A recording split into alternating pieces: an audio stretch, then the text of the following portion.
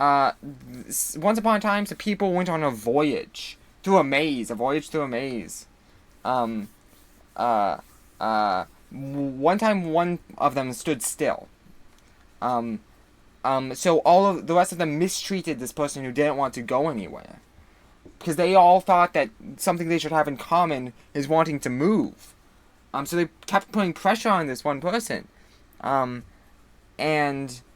in the combination of all this pressure and mistreatment got this one person, we'll call him Pei, to continue moving. But Pei bought a packet of matches. And he planned to flush all these mistreating, pressurizing people out of his life by setting them on fire. And so someone found a robot, and he programmed that robot to lie, to get them into a forest, because there was some loot in the forest, Pei said. And he set the forest on fire, but he couldn't contain the fire. Even after getting his revenge, he couldn't contain the fire that he had started. And it spread to a hotel lobby, killing a bunch of innocent people. And so,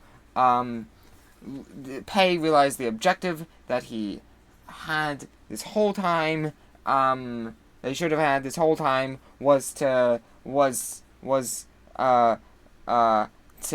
change people's minds instead of being violent.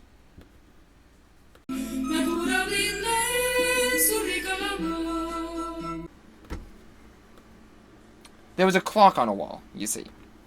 And the clock on the wall was made out of wood that was created through forestry. And this forestry, to hide the environmental impact, there was a facade of negligence. It was a very negligent facade that hid this forestry. So everyone saw through it, and panic spread throughout the planet. And it appeared as if a revolt was going to start. No one could trace none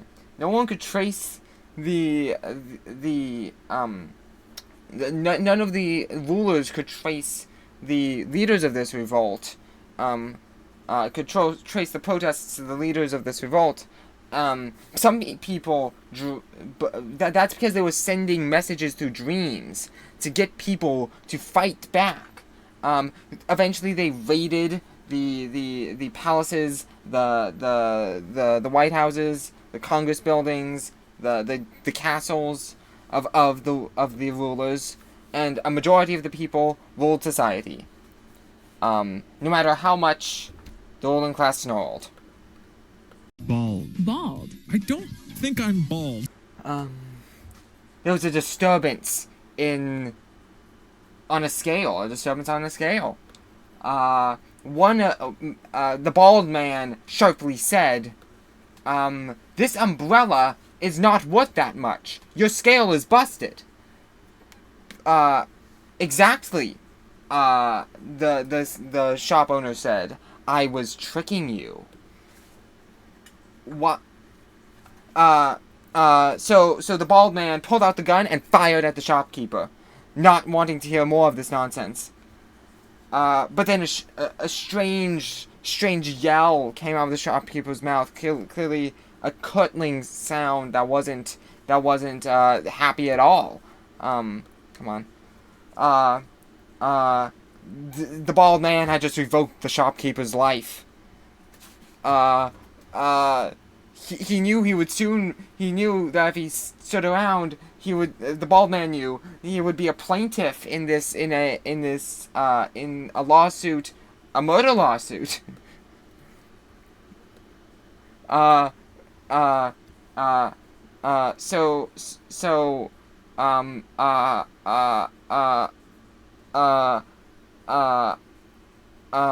So he did have to interact with this reality. The bald man called for liberal view of murder. Not many people were interested. So they drowned him in a marsh. There is a very spiritual place. The city was built around this place. But we must hurt.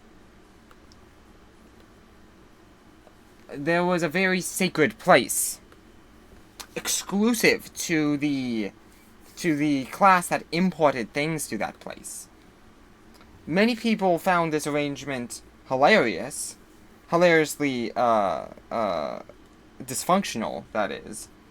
So the citizens gathered together in a field. They gathered together in a field to provide incentive to allow more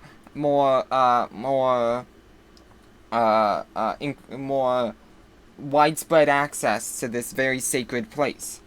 But many of the importers saw this as a rehearsal for an even larger rebellion. So they plotted to bring down this rehearsal, as they called it. They paid a grandmother of the leader of this rehearsal to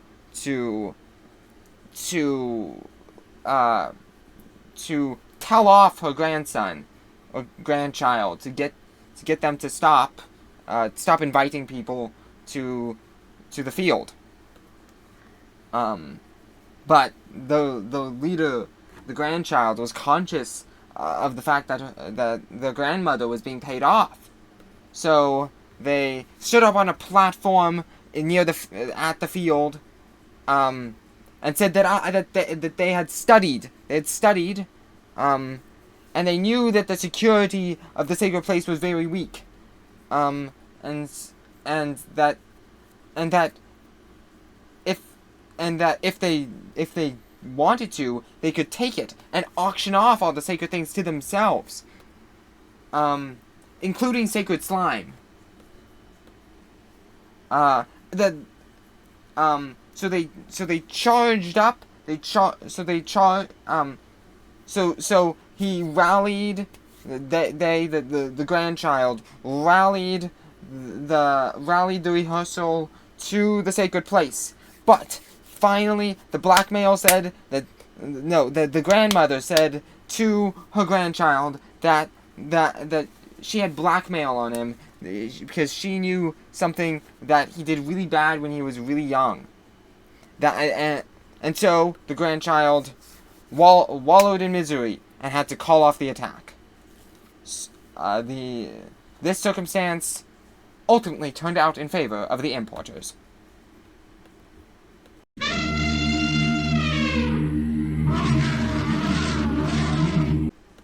There was once an elephant. Once upon a time, there was an elephant.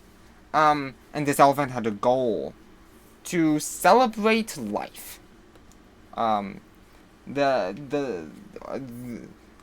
breeze took this elephant to a place where the elephant thought a celebration might happen.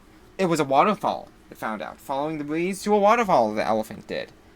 But many people were exploiting the water, as in they were drinking the water at this waterfall. The elephant was not the conventional person there. A lot of them were humans. A lot of antelopes. A lot of hyenas. The hyenas had text. They had a writing system. So as they all exploited, drank this water, and the hyenas wrote, and the antelopes and the humans hung out. There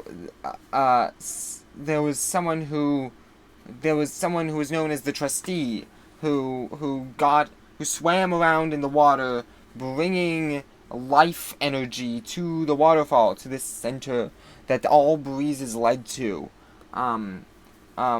Everyone threw a stone with a carving that told them that it was essentially a ballot. That it was that ballet. I'm gonna say ballot. That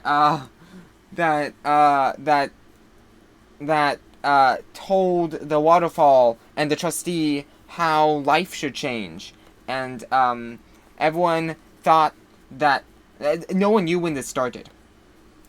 But suddenly the waterfall became salt water. And the trustee went to a monk and asked what is happening. The monk said that there was a great pit of darkness in someone here. Everyone called to the elephant. They thought the elephant was the pit, had the pit of darkness. The elephant suddenly became a defendant in this trial to save life. There was this really old judge, this fossil of a judge, who kept on arguing that elephants could not be trusted. That this defendant was the cause.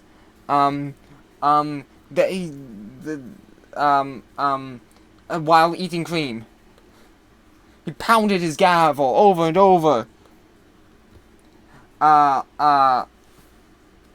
The waterfall was turning to acid.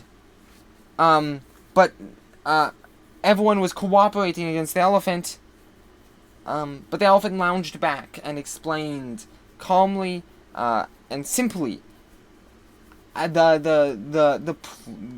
nothing was wrong. That they just showed up because they liked life so much. Everyone, and the elephant's chill persona did not change a thing because everyone missiled at them. Everyone threw things at the elephant. And they split the elephant in two. The judge was the person with the pit of evil this whole time. But the judge managed to convince everyone to not or something. He had spies in everyone's ranks. This was all by his design. He had a grandmother, apparently. The monk was his grandmother, actually. Yeah, that's it. And the judge became the new trustee after this trustee died. You load 16 tons, what do you get? Another day older and deeper in debt. There was an excavation. Once upon a time, there was an excavation happening by a company. A company was doing the excavation. There was a census of mining workers at this company. No one had matching names because the company thought it would be more glory. It would bring them more glory if all the miners they used, if they put this restriction on all the miners they used. No one cared about the environmental damage of this excavation. Warrants were put out on anyone who did care. Censorship was rampant. But there was a place that people could go to keep the spirit of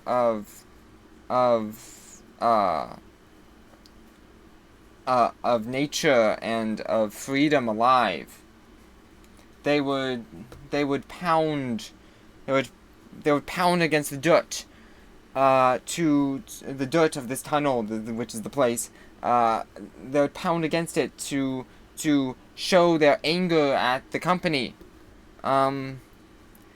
Eventually this place was found and they were all arrested. Only one was chosen to live.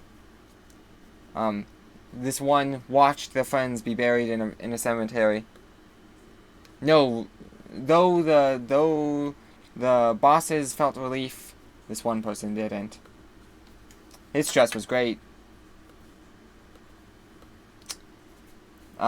Finally, in an act of vengeance, he planted a bomb under the boss's table, and it exploded, and the bosses all died, leaving the company leaderless, and the miners quite confused. There was an acceptance of this potential new freedom that the miners had. In fact, they found it somewhat convenient. There was no doubt, and everyone lived happily ever after. The end.